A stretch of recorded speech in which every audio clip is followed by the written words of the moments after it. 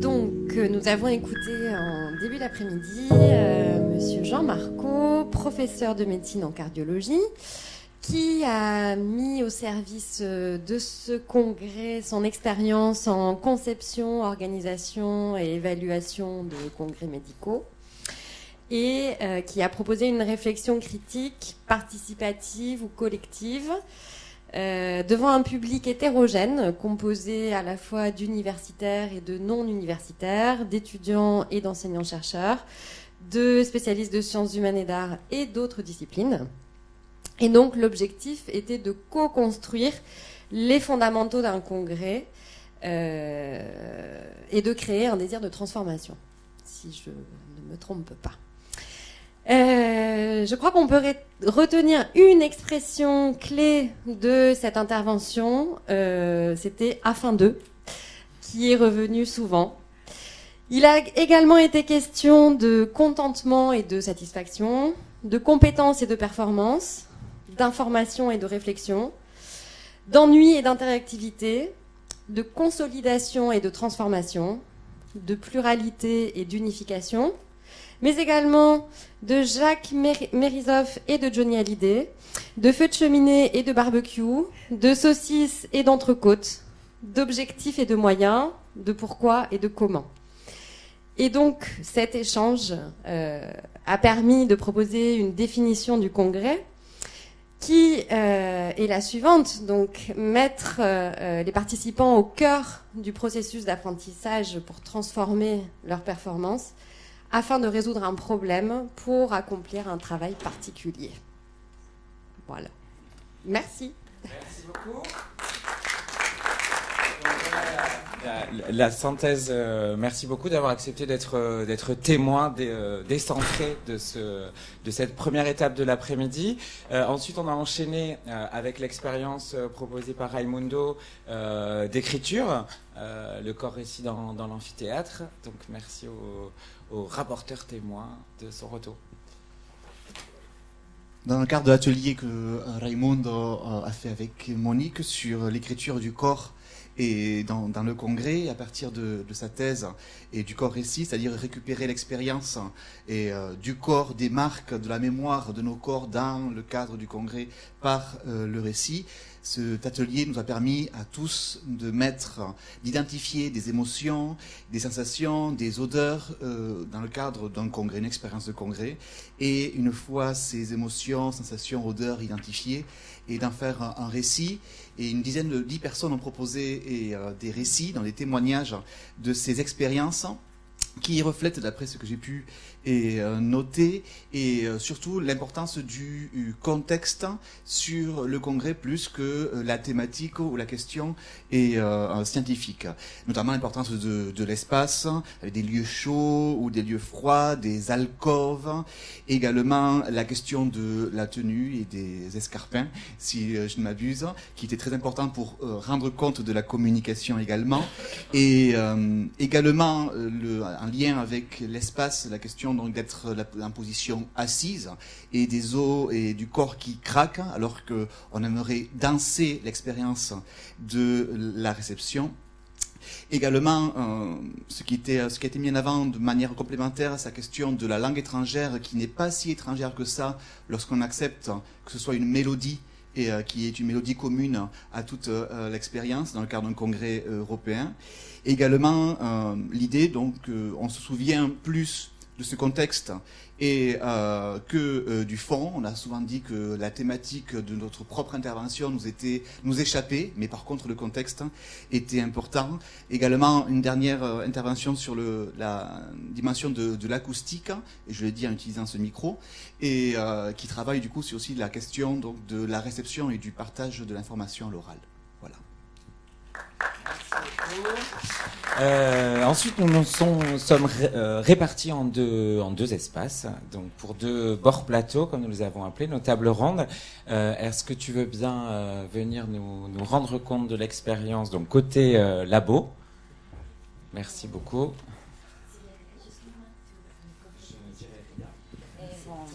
bonjour. On a fait le diagnostic du congrès parce qu'il les fabrique. Bon, il y avait des personnes qui sont chargées de la partie administrative du congrès, des graphistes, et des personnes chargées de la communication aussi, de la gestion administrative, et chargées de l'information en interne. Et bon, l'idée, c'est que la question qu'il a posée Gilles, c'était bon, d'écrire dans quelques mots méchants les congrès. Oui, c'est ça. Et bon. Il y avait un mot qui était descendant, c'est-à-dire le rapport entre l'orateur sans interaction et sans échange avec le public, et pas d'intérêt de ce qui se passe dans les congrès, et l'agression, confinée, l'acronyme et la rentabilité.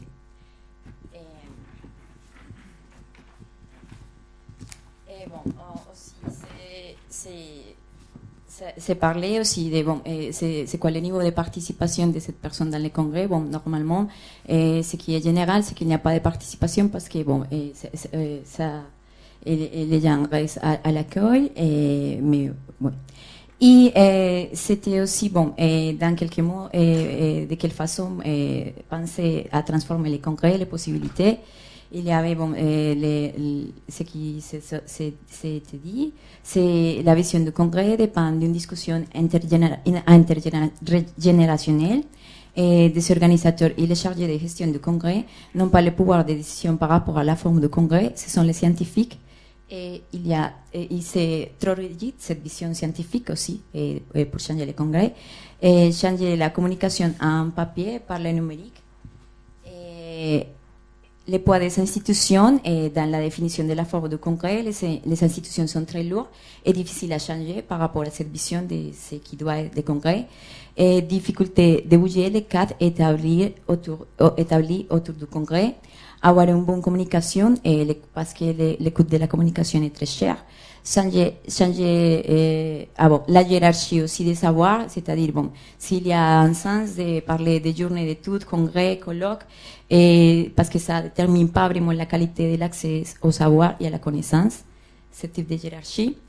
Et une grande quantité de congrès, c'est-à-dire, est-ce que c'est nécessaire de faire telle quantité de congrès, c'est nécessaire pour le savoir aussi, c'est un questionnement. Et aussi, finalement, c'était bon, penser dans des mots, trois mots pour fabriquer les congrès idéaux. L'expérience, les budgets, aussi plus de budgets, mais aussi, bon, il y avait une réflexion de pensée, bon. Et c'est aussi l'écologique par rapport à tout l'écoute de la communication, et bon, c'est l'impression de papier. Mais il y avait une réflexion aussi de dire, bon, s'il y a plus de budget, plus d'argent, il faut penser que ça peut vraiment servir à l'écologique, non? C'est pas pour dépenser dans des communications, dans des papiers qui n'est pas très écologique. Les temps, la pédagogie, c'est bon, il y a des fois la transmission des connaissances est très mauvaise, et une formation pour la transmission des messages. C'est pas, on peut avoir une bonne connaissance du sujet, mais on n'a pas la formation pour faire une bonne transmission de la connaissance. La souplesse, un lieu différent, la ludique, la transmission, les côtés artistiques, la créativité. Les souvenirs aussi, ce qui sont les traces et que le public peut prendre pour se souvenir du congrès. Les collectifs en opposition de la hiérarchie, et les libertés, c'est-à-dire pouvoir créer, participer, échange de propositions, liberté de participation et pas d'imposition, et fluidité des rôles, des activités, le respect et moins d'agression, plus d'humanité, les rythmes du congrès aussi. Et pendant les congrès, c'est-à-dire de la façon comme se déroulent les congrès, pendant les congrès, bon, c'est nécessaire de donner des moments de chance aussi, et pas seulement des moments d'écoute de la communication, parce que c'est vraiment dans ces moments de chance qu'on arrive vraiment à partager la connaissance et la partie écologique.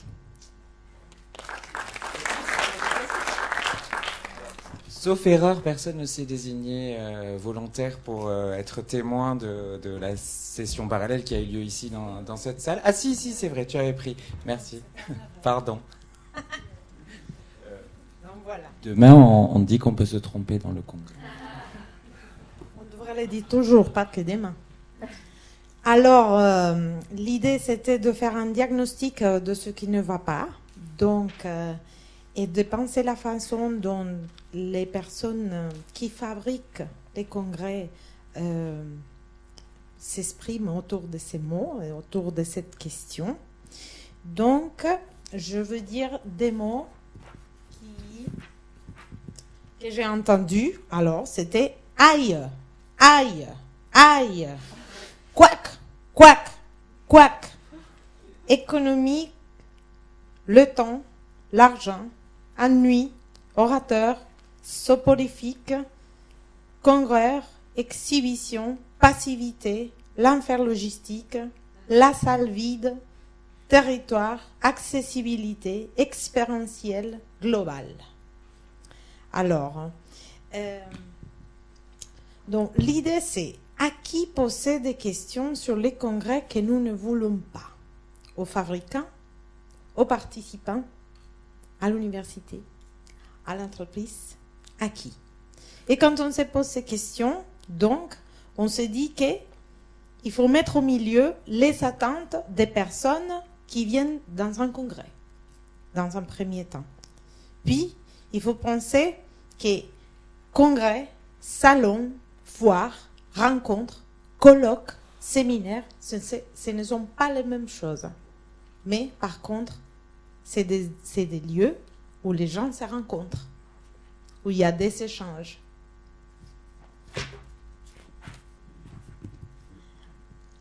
Donc, est-ce que la congrès-tourgie, ça serait une possibilité de faire une critique, ou c'est déjà une façon critique de voir les congrès comme un objet?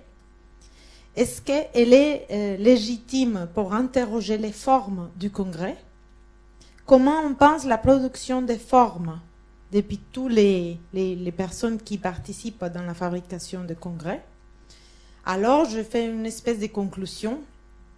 S'il y a des débats, s'il y a des chercheurs, s'il y a l'entreprise, s'il y a des gens, s'il y a des êtres humains qui le fabriquent, et s'il y a des êtres qui participent les congrès, eh bien, on a des problèmes.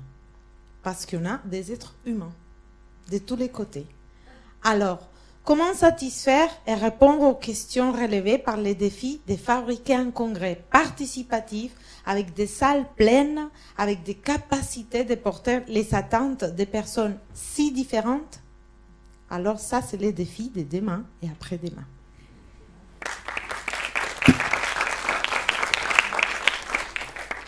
Merci beaucoup. Donc, sauf erreur, il n'y avait pas de témoins pour les scénettes qui nous ont été présentées.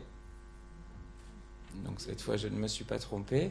Ce que je vous propose peut-être pour en rendre compte, c'est de vous donner la parole à qui voudrait parmi les étudiantes, étudiants qui y ont participé. On a eu un peu une introduction sur l'écriture, peut-être les enjeux. Et vous, comment vous avez vécu cette expérience-là, y compris d'être là aujourd'hui en congrès? Peut-être un regard neuf, ou vous, en tant que... étudiante, étudiant de master, quel regard vous portez là-dessus? Un regard peut-être frais et critique, je ne sais pas, vous avez le droit de dire ce que vous voulez. Vous êtes d'accord? Pour du coup en témoigner, comme on n'a pas de... Et vous avez le droit de me dire non.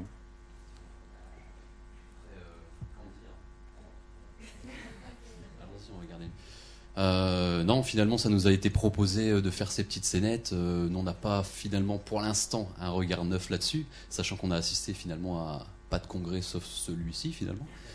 Et donc, c'est compliqué d'apporter un regard neuf, mais c'est vrai qu'on a voulu avec Monsieur Louard mettre en scène tout ça. On a pris un malin plaisir à le faire, et on a pris conscience aussi des petits problèmes qu'il pouvait y avoir. Donc voilà. Je ne saurais rajouter quelque chose. Alors, il y a M. Marco qui avait demandé le micro. Juste une question, parce que j'ai reconnu dans vos sketchs, je vous félicite, c'était remarquable. Et effectivement, j'ai reconnu des scènes vécues. Hein,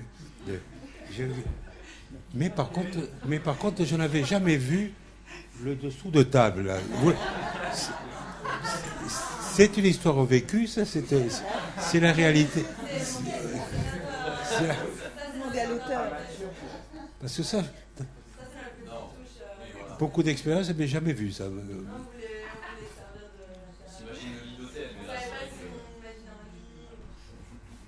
L'autre question, c'est est-ce que vous êtes impatient de participer à votre premier congrès?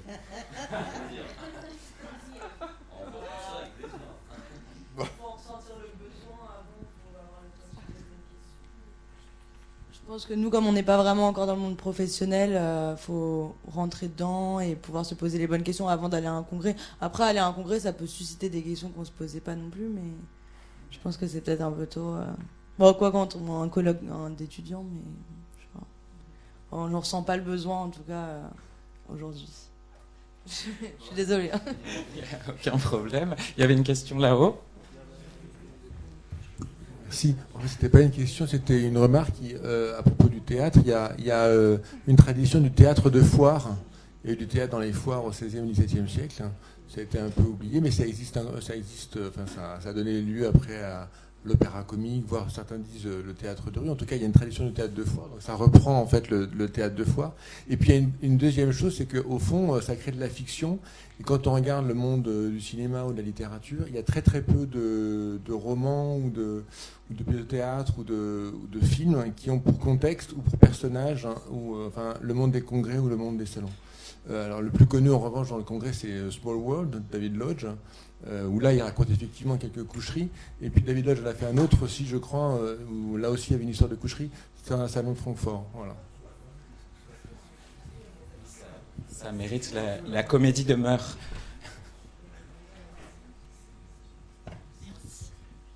Moi déjà, je voulais vraiment remercier Pauline, Hugo et Louise d'avoir accepté le projet parce qu'on travaillait tard le soir. Parce que c'est pas facile d'apprendre des scénettes quand on a des partiels ou quand on a cours. Et en plus, on n'avait jamais fait. Moi, j'en avais fait, mais vous avez jamais fait théâtre. Et malgré tout, vous vous êtes lancés et vous vous êtes super bien débrouillés. Enfin, je trouve. Donc, ça a été un plaisir. Et vraiment, merci. C'était super de faire ça avec vous. Voilà.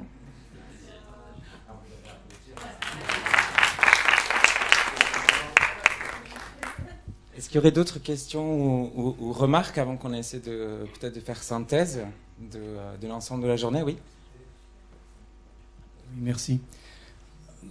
Il me semble que ces petites scénettes étaient extrêmement bien ficelées et très, très plaisantes. Et comme le disait le professeur Marco, évoquait pour nous qui avons connu quelques congrès certainement des épisodes reconnaissables ici et là. Mais il me semble pour moi, j'en tire deux éléments au-delà de l'aspect anecdotique. Le premier, c'est le désintérêt profond entretenu par les communications elles-mêmes. Qu'on ne les comprenne pas, ou que ce soit trop long, ou qu'on mélange méthodologie et terrain, etc. Et par contre, l'importance extrême des coulisses. Et donc, il me semble que, en fait, si vraiment on se pose la question très sérieusement et qu'on essaye d'y répondre franchement, on ne vient jamais à un congrès pour les gens qui présentent des affaires quelconques sur des sujets même qui nous intéressent. On parlait tout à l'heure de rencontres des gens, oui, mais pas du tout dans le format je fais ma communication et puis j'attends des réponses ou des questions. Mais sur le format, on va prendre un café, on va aller à l'hôtel, on a un bon repas, on discute en se promenant, on va au centre-ville faire du shopping. Tout ça est bien plus important, à mon avis. Les congrès servent à ça. Ils ne servent pas du tout, mais pas du tout, à produire du savoir ou à faire circuler de l'information. Ils sont là comme des organismes de rencontre, parfois au sens, comme on l'a pu le voir, un peu sexuel, mais le plus souvent quand même, pour des affaires qui sont des affaires intellectuelles. Et l'intellect, il se gère dans toutes les coulisses. Autour du café, là, il y a un instant avec Marc, je lui disais, mais c'est super ce que tu as parlé de production de forme, hyper intéressant. Pourquoi on ne ferait pas un numéro d'une revue que je connais bien, qui pourrait s'intituler Congresser? où on réunirait des historiens d'architecture, des personnes comme ça en gestion, des participants habituels de congrès, et on crée un numéro pluridisciplinaire, mais qui s'occupe justement des conditions de production, des formes. Il me semble qu'un congrès est là pour faire des formes, pour produire des formes. Et je pense que c'est un peu... Monique m'a payé pour dire des choses comme ça, donc évidemment, je suis obligé de les dire, là. Mais voilà. Donc, production de formes, conditions de production, voilà ce dont un congrès devrait s'occuper au premier chef. Et je pense que les scénettes, dans leur côté caricatural très plaisant, montrent exactement ça, si on les prend au sérieux. Alors, oui, pardon. Oui, moi aussi j'ai apprécié les scénettes. Il me semble qu'on parle beaucoup finalement aujourd'hui des congrès scientifiques, des congrès où il y a des chercheurs. Nous, je fais partie du Batacloun, on peut dire en tant que compagnie, on est intervenu dans à peu près 3000 congrès de toute nature. Et c'est vrai qu'il y a des congrès d'entreprises qui sont très, très fermés, des congrès syndicaux qui ont une dynamique très particulière, des congrès de travailleurs sociaux qui ont un fonctionnement qui n'a rien à voir avec le congrès scientifique. Donc, il y a une diversité de congrès et je crois que ce serait intéressant, sans doute vous y ferez référence dans les jours qui viennent. Je voulais juste évoquer que, pas loin d'ici, une année, Lien Social, la revue du travail social, avait fait un congrès. Les participants étaient passionnés par ce qui se passait. Je veux dire, vous voyez, il y a de quoi être passionné. Alors, la formule était intéressante. Il y avait 600 travailleurs sociaux dans la salle. La question, c'était, le travailleur social doit-il être militant? Et à la fin du congrès, il y aurait un vote. Les gens votaient oui ou non. Et pendant les 2 jours, les intervenants, il y avait Touraine, il y avait Benassayac, il y avait des grands intervenants, ils n'avaient que 10 minutes pour parler. Et ils étaient au premier rang, ils n'étaient pas en tribune. Et la salle pouvait les interpeller sur 3 minutes. Et il y avait une dynamique de prise de parole, de débat, avec toujours cette avancée vers le vote par rapport à la question qui était posée. Et donc on a une implication des gens dans la salle, et il y a une multitude de congrès qui trouvent des formules riches. Nous, en tant que Batacloun, on apporte aussi, vous le verrez demain, ici même, on apporte une dimension particulière. Voilà. Mais c'est pour dire, il me semblait qu'effectivement, les scénettes rendaient compte d'un certain type de congrès qui est parmi une palette tellement diversifiée qu'il faudrait peut-être sans doute interroger autrement. Voilà.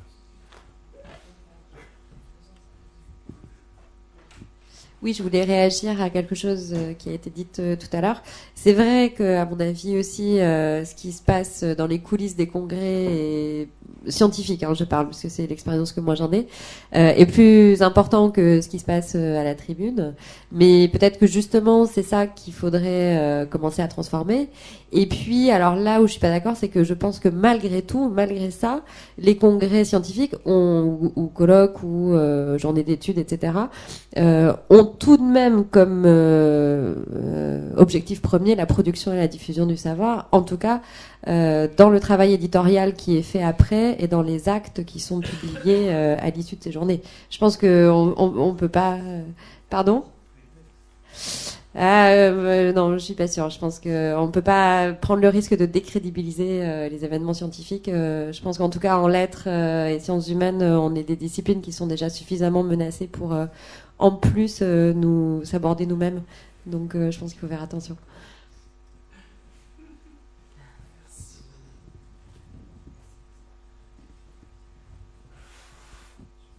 Et pour rebondir sur la question des conditions de production de forme, et c'est dommage que Monique ne soit pas là, je pense qu'elle aimerait ce propos. Et il y a une question qui traverse pour moi depuis ce début, c'est la question de la didactique du congrès. C'est-à-dire qu'on est sur... il faut prendre le congrès comme un objet d'une situation d'enseignement-apprentissage, comme n'importe quelle situation d'enseignement-apprentissage. Chez nous à l'université, lorsqu'on est en licence ou en master, ou dans d'autres cadres, il y a une série de réflexions en didactique. et qui pourraient être aussi appliquées au congrès. Et moi, j'en ai vécu dans ce qu'on appelle les universités d'été, mais qui sont également des formes de congrès, et sur des groupes de réflexion et de recherche sur des didactiques dites alternatives, ou simplement alternatives au frontal et à l'imposition d'un savoir.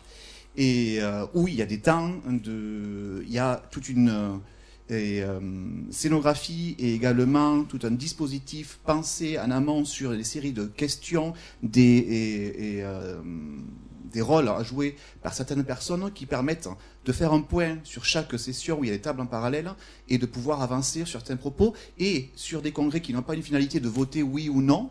Et je l'ai vécu dans l'université d'été sur de la pédagogie à didactique des langues et de pouvoir vraiment avancer et d'avoir à la fin nos propres actes de congrès à la fin du congrès, de ne pas attendre 1 an ou 2 ans après d'avoir ces propos-là. Donc je pense que si on va vers ce qu'on pourrait faire sur le congrès, il faudrait se tourner vers les réflexions didactiques faites, situation enseignement-apprentissage, qui sont applicables également, et on pourrait essayer de voir ce qu'il y a là.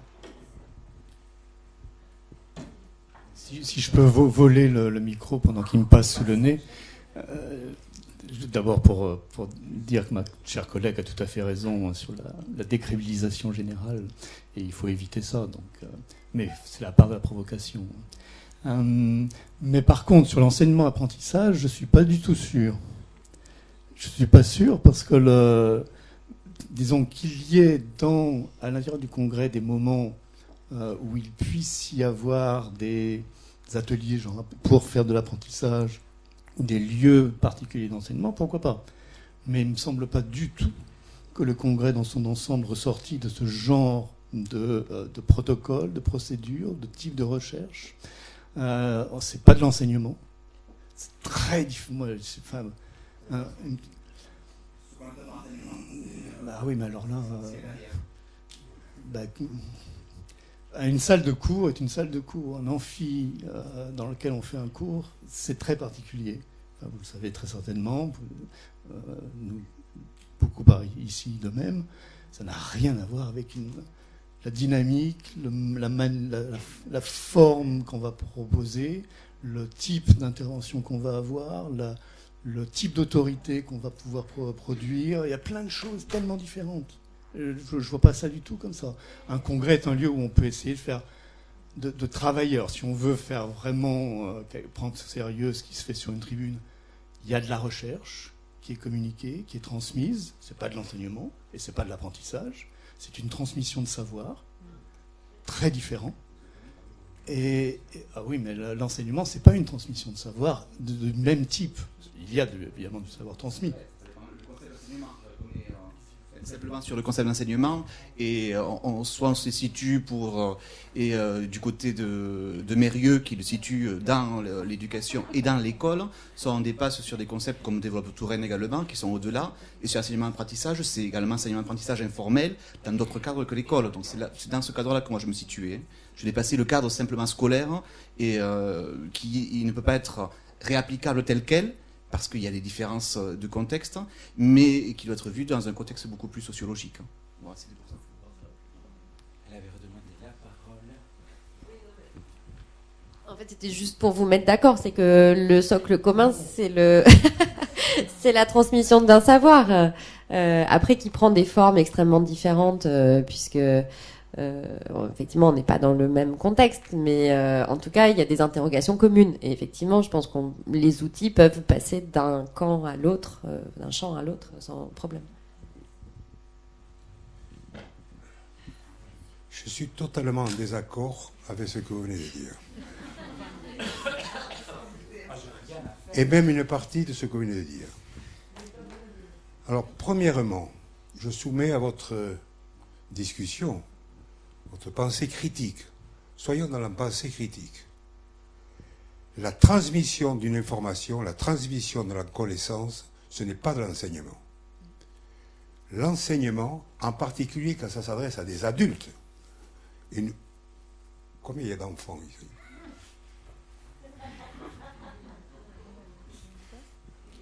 Dans l'enseignement des adultes, basé sur la théorie, sur les travaux de Knoll et tous les travaux d'éducation des adultes, c'est la réflexion sur de l'information. L'information brute, vous l'avez, elle est distribuée où vous voulez. C'est la réflexion, si on a besoin dans un congrès, c'est de la réflexion de l'information. Cette réflexion, elle peut être le produit d'une personne, mais vous savez très bien, puisque vous êtes dans les sciences humaines, vous savez très bien qu'un adulte n'apprend pas à partir de l'interprétation des connaissances par quelqu'un d'autre. C'est par sa propre auto-réflexion sur l'information que l'adulte apprendra. Ça, c'est la première chose. Il y a de la science qui est derrière, et ça pourrait être l'objet d'un colloque entier là-dessus. Ça, c'est la première chose.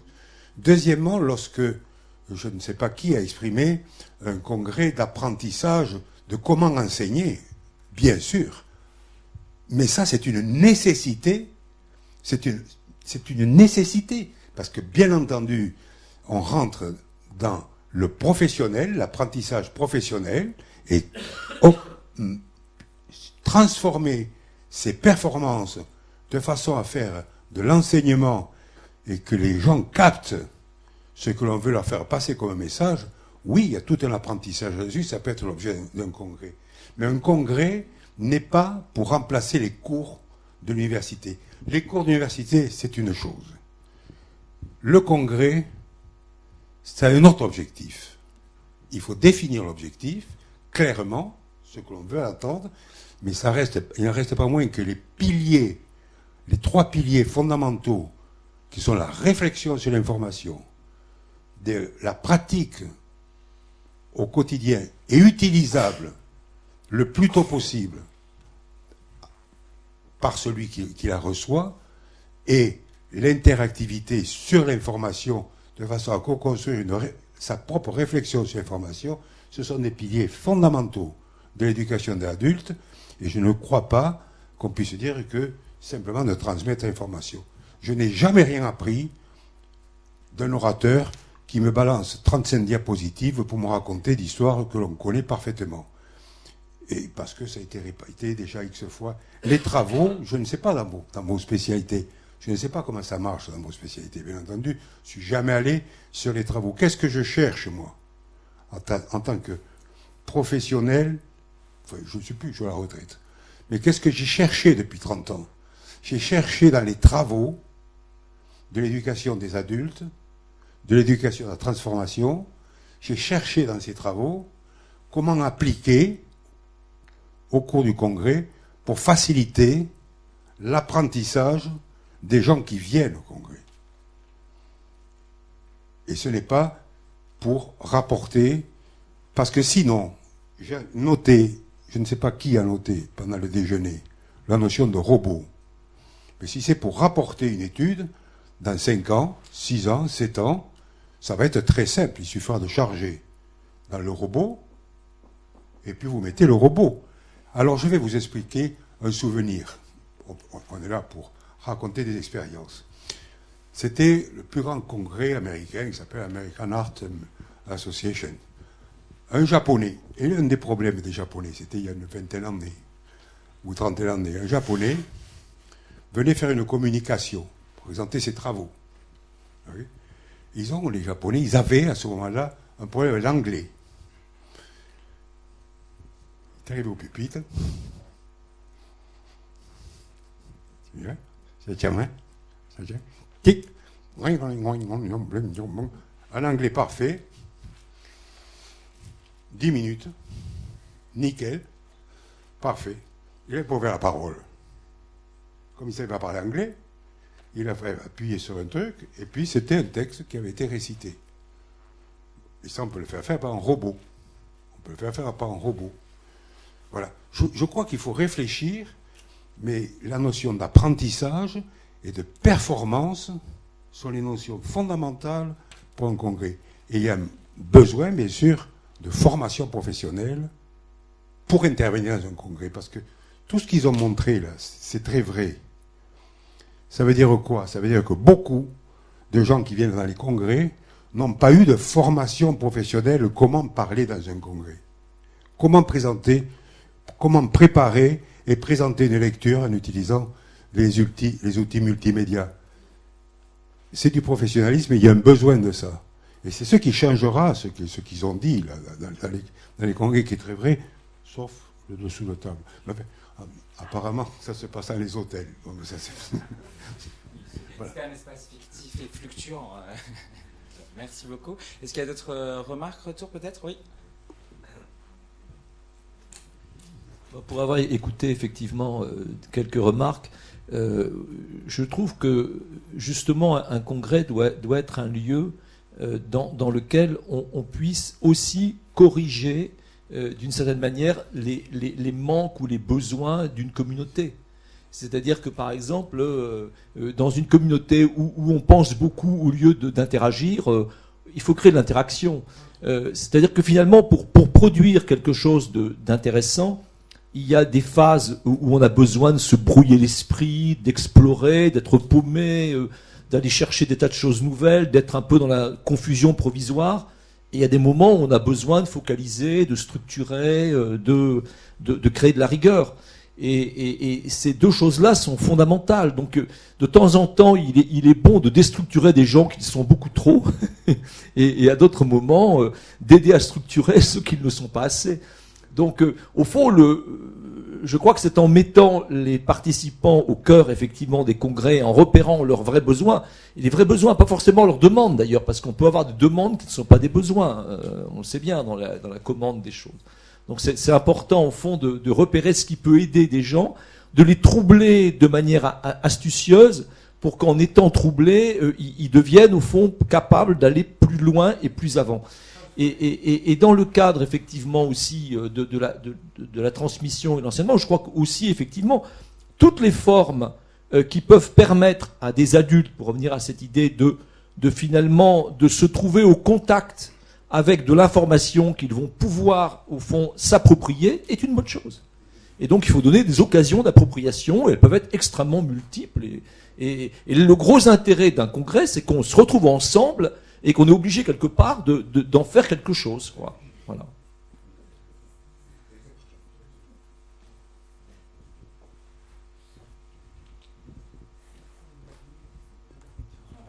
Non, c'était un geste d'étirement. Quelque chose m'a marqué, moi, dans votre proposition artistique, c'était si je peux me permettre de prendre la parole, si personne ne la veut. C'était Ah, il y a quelqu'un? Peut-être. Bon, je prends 2 minutes, puis je la fais circuler.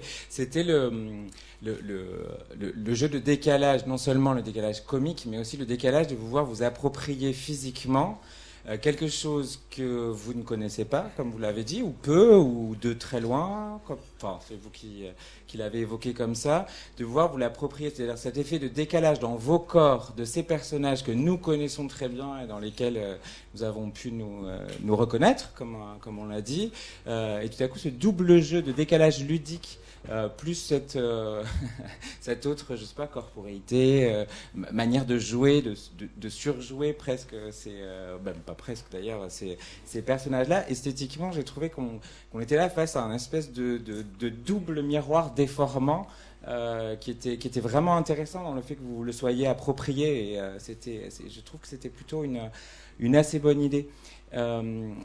Peut-être pour lancer d'autres pistes, alors j'ai l'impression qu'on tourne un petit peu autour de ce carambolage ou de cette rencontre peut-être un peu frictionnelle, je ne sais pas, entre des cultures différentes, au sens noble du terme, bien sûr, du débat, entre des cultures différentes, mais aussi des enjeux, des objectifs et des contextes qui sont effectivement très très différents, et que peut-être que plutôt qu'aller vers une définition d'un congrès idéal commun, on pourrait s'interroger en affinant peut-être les finalités qu'on a définies. Peut-être qu'effectivement, la socialisation, transmission, j'ai essayé de noter, production d'idées, application compétences, aspect didactique ou non, tout ça avec des points d'interrogation. Et peut-être qu'en fait, en fonction des espaces, on est dans des enjeux différents où ces objectifs peut-être se croisent.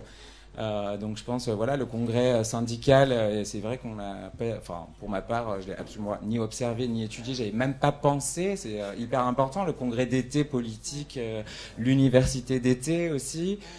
Voilà.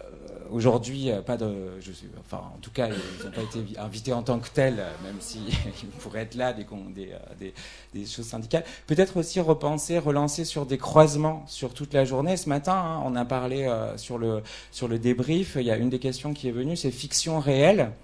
C'est-à-dire, il y avait cette question, est-ce que je joue un personnage, est-ce que je suis authentique, est-ce que c'est un rôle, comment je m'approprie des outils, est-ce que ces outils je m'en sers pour être le congressiste idéal, est-ce que ces outils je m'en sers pour finalement être plus authentique. Alors moi je suis pas très essentialiste, donc la binarité entre les deux je la suivrai pas du tout, mais ces questions ont été soulevées, et tout à l'heure on a entendu à nouveau parler de fiction.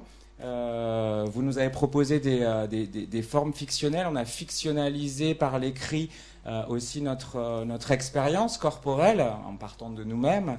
On a traversé finalement différentes manières aussi d'endosser le rôle, la place du conférencier, de l'intervenant dans ces formes. Donc peut-être on pourrait essayer de chercher des échos entre toutes ces formes, voir comment elles dialoguent pour...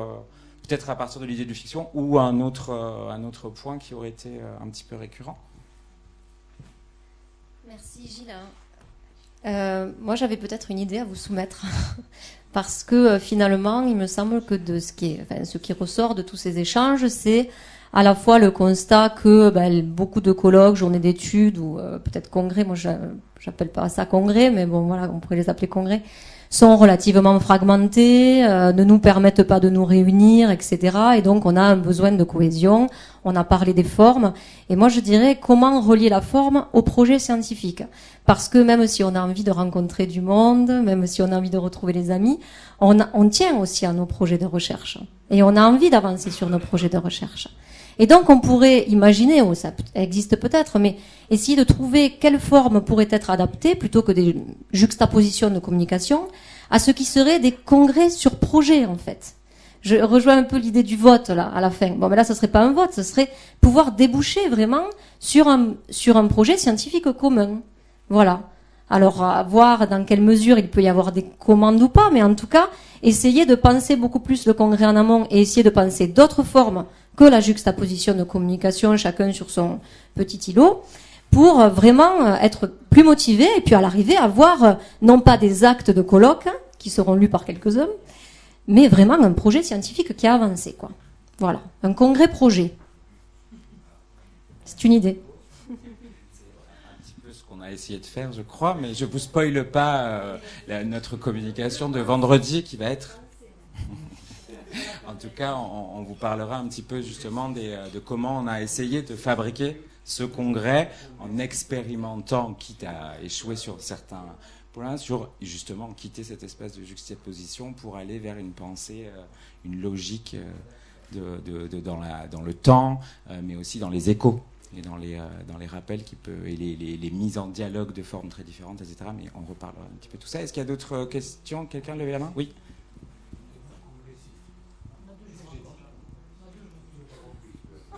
Ok. Et non, moi, je voulais seulement ajouter, surtout par rapport à Madame, que je crois qu'elle a bien résumé un peu les problèmes. Je trouve qu'on a affaire là surtout à des problèmes de sociologie de la connaissance scientifique. C'est-à-dire comment dans les rapports de production du savoir, notamment à travers des événements et des techniques particulières,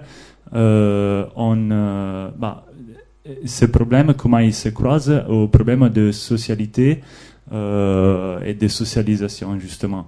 Je trouve qu'un problème qui n'a pas été relevé jusque-là, ça peut être le problème du pouvoir.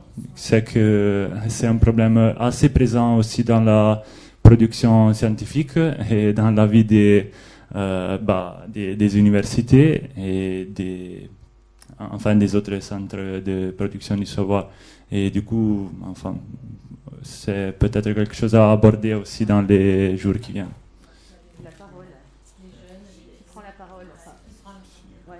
Enfin, je ne vais pas prendre le micro pour dire ça, mais juste, moi, j'ai jamais assisté à aucun congrès, c'est la première fois. Je suis donc chanteuse, et voilà, donc pas du tout scientifique, comme beaucoup d'entre vous.